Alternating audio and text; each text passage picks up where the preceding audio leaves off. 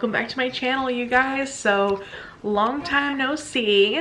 I have been raising a baby. So I wanted to go over my birth story, and maybe some of you that are following me already know it if you're family and friends. Otherwise, I'll just go ahead and share my experience and like my pregnancy experience as well, and then you'll meet Ronin. So he's in the background, so you might hear him talking as well because he's a chatty Cathy. Okay, the 14th, that's a Friday, I had my last doctor's appointment at OBGYN, and I was supposed to go in for a non-stress test. So that day had been super stressful.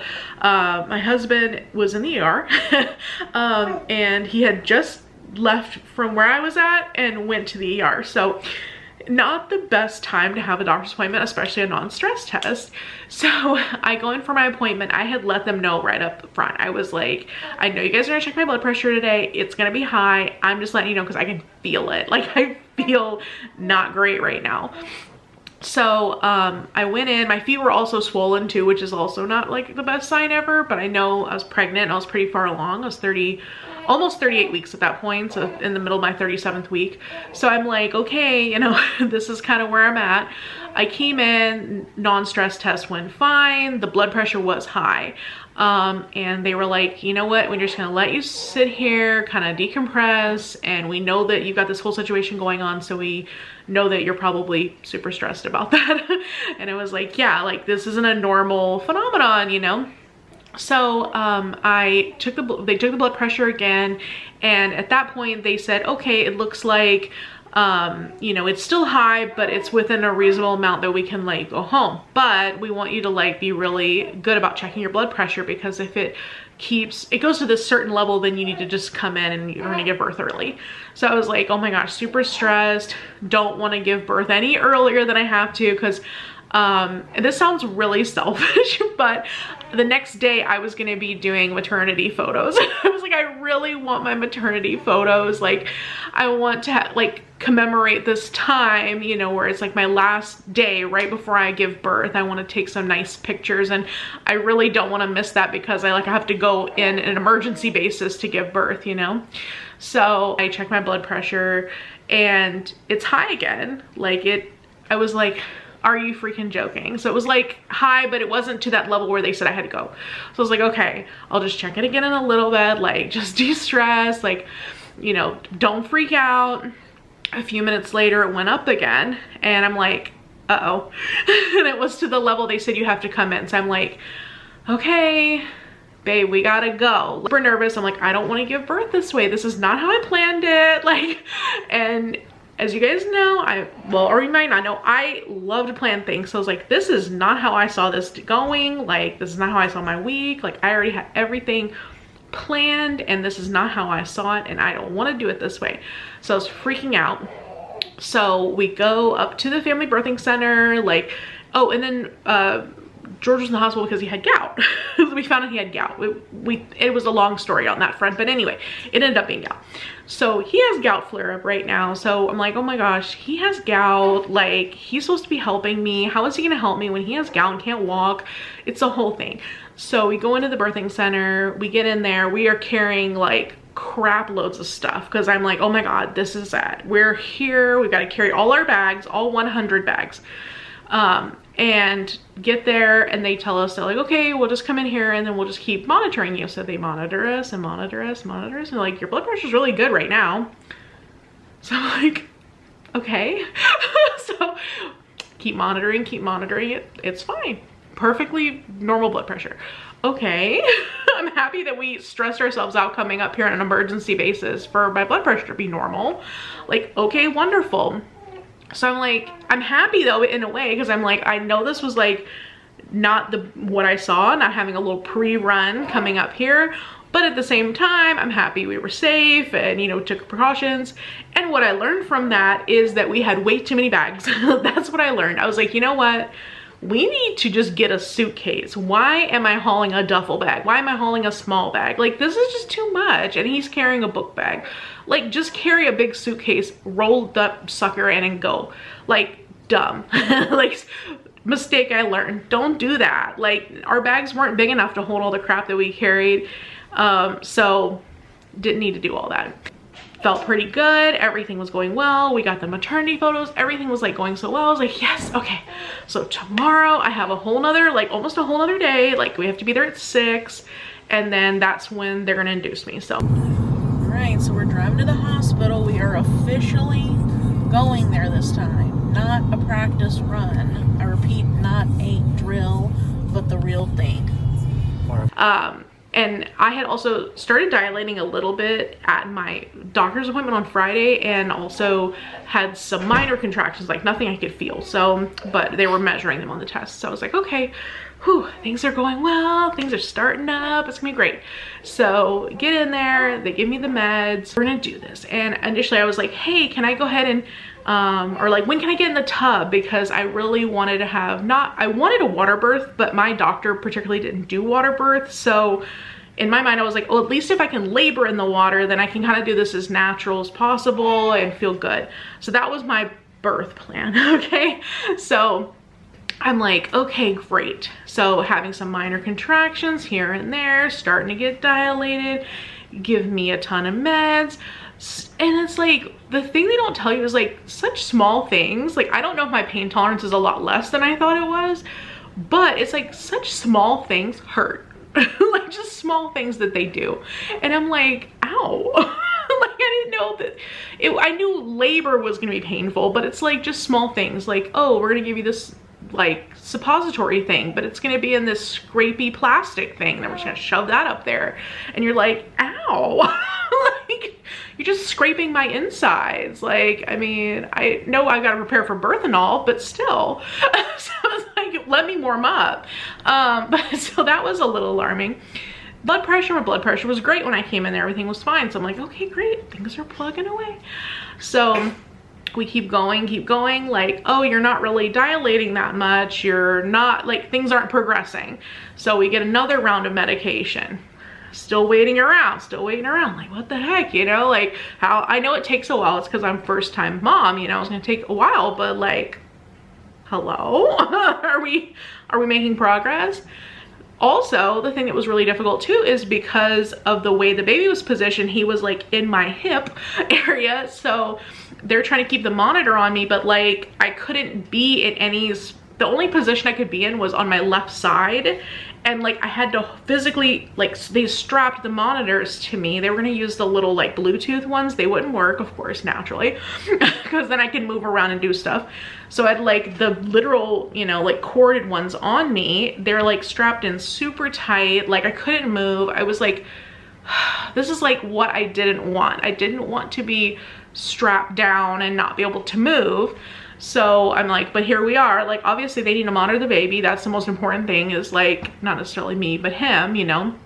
So we're like monitoring him. Things are going okay. All of a sudden, oh, hold on, his heart rate's going down. Excuse me?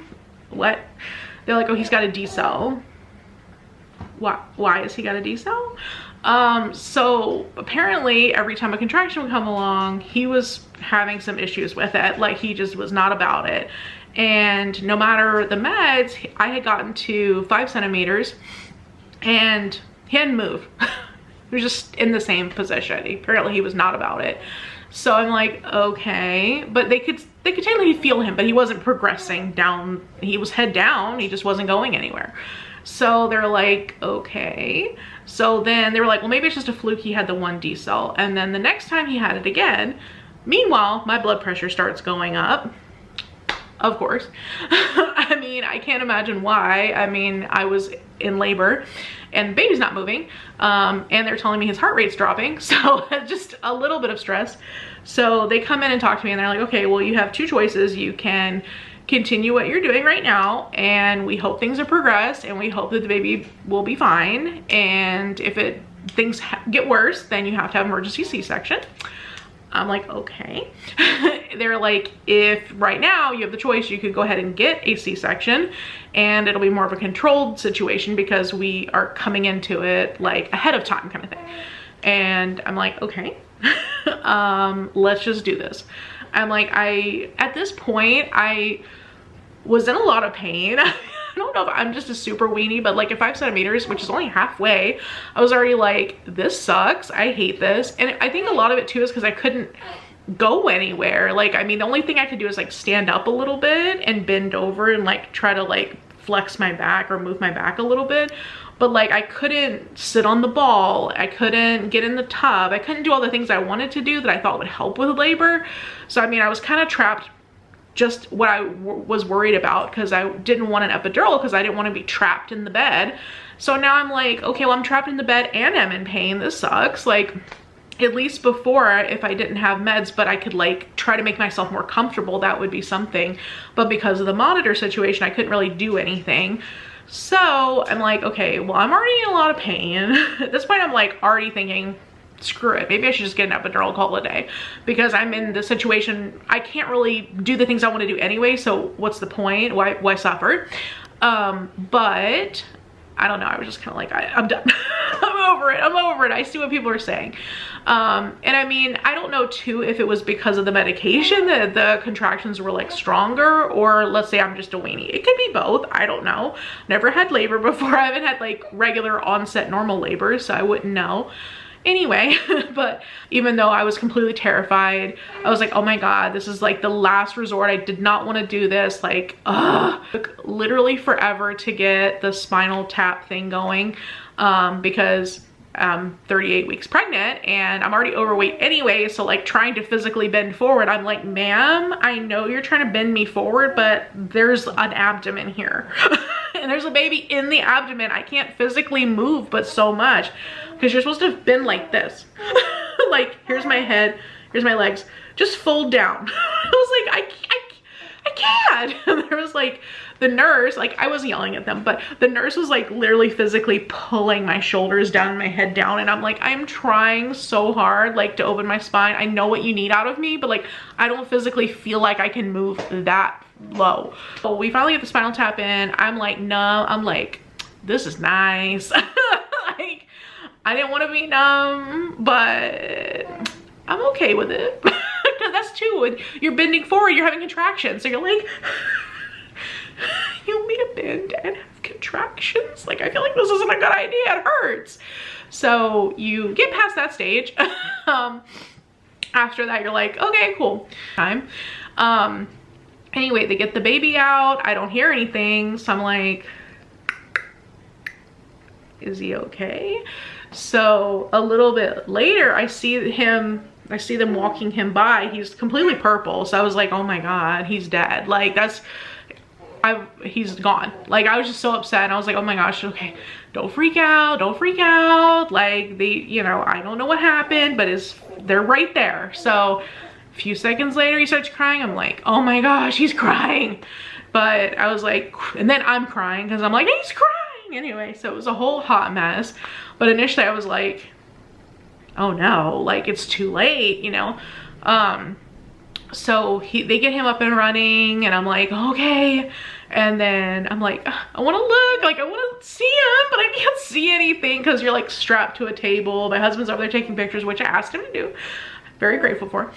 But couldn't see anything and I'm just like, I want to see my baby. So eventually they hold him up and they're like, here's your baby. And then of course my husband is kind of a nut. Anyway, he's like, didn't you want to do skin to skin? And I was like, well, of course I want to do skin to skin. I am strapped to a table, sir. Like, how am I gonna hold him? He's like telling me, you want to do skin to skin? Like, good that he was listening to the plan. But at the same time, I'm like, I don't think you're thinking about the logistics, because like I'm strapped to a table and I'm cut open right now. Like, I can't hold him. I don't have my arms. I'm like this in all my pictures. So I'm like, I can't hold him right at the moment, but feel free to put him on me, you know, because I want him close to me and we want to take pictures and stuff together. So, oh, you should be like perfectly normal now because you've had the C-section, you've had the baby, so your blood pressure should regulate, everything's gonna be great. It ends up afterward, they check my blood pressure, like, oh wow, it's low. And then the next time they're like, it's really low, because at that point it was like 80/40. And I'm like, okay, am I dying? What's happening right now? Like, why is my blood pressure like going down so much? Next day, blood pressure is high. keeps getting higher and higher and higher. So they're like, are you feeling this? Are you feeling that? I'm like, no, I feel perfectly fine.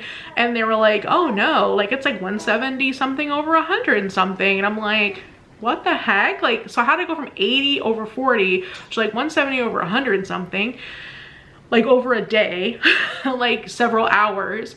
So apparently, I didn't know this fun fact, you can get postpartum preeclampsia. So love that for me. So apparently my blood pressure was good the entire pregnancy up till that point, and even though it was high like the day of the birth, like, and it went back down, apparently afterward your hormones can do some wacky stuff, and next thing you know, your blood pressure's high again.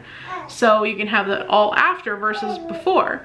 So I'm like, excuse me? So I got to stay in the hospital for a week while they try to regulate my blood pressure with like an obscene amount of pills, different variations. We're gonna take 2 pills of this, 1 pill of this, 3 pills of this, 1 of this whole 9. So I'm like, okay, well, let's get me regulated because I want to go home. So luckily the baby, even though he was fine, he could have technically been released from the hospital and discharged and went home. Like, that doesn't seem like the best situation because I'm a new mom. They said, oh, we're gonna give you magnesium. Y'all, don't, IV magnesium is no joke. Like, it was awful. I felt so gross. So first off, you can't get out of bed. That's the other thing. You can't get out of bed without assistance. Like, if you have to go to the bathroom, someone has to walk you to the bathroom and watch you because you can just knock out at any point, I guess. So I had to call someone every time I had to go to the bathroom. And then I was on that for about 12 hours. It's an IV, so you're just sitting on an IV that whole entire time. And it makes you, well, in my experience anyway, I was super hot, like just full-blown sweating and heat. It felt like my body was on fire. So there's that, and then you're kind of shaky and you just feel generally unwell, like you just feel like crap. So felt like crap for a whole 12 hours, and then afterward I'm like, oh my gosh, please let it work, because I can't imagine doing that again. So yeah, it didn't really do anything. So I did all that literally for nothing. Like, it didn't even work. Like, my blood pressure was still high. So, and then at one point they were like, okay, on Thursday, they're like, go, like we think we got it regulated. Your blood pressure at this time was this, and like, it's been kind of consistent at that. So we're gonna let you go. This seems to be the right combination of pills. Everything's great. We went through all the discharge paperwork, everything. Like, I'm so excited. I'm like, yes, I get to go home with my baby. Like, yes, finally. And my blood pressure spiked right before we left, and I had to stay. So they're like, okay, we'll just cancel the discharge. You're still here. So another day, same thing. Everything's great, yada, yada, lovely, lovely. Went through a whole nother day, a whole nother day. It was like every day I was getting discharged to the point I'm ever coming home. I'm planning to set up mail service here. I don't know. I'm gonna have to sell my home, like just live at the hospital.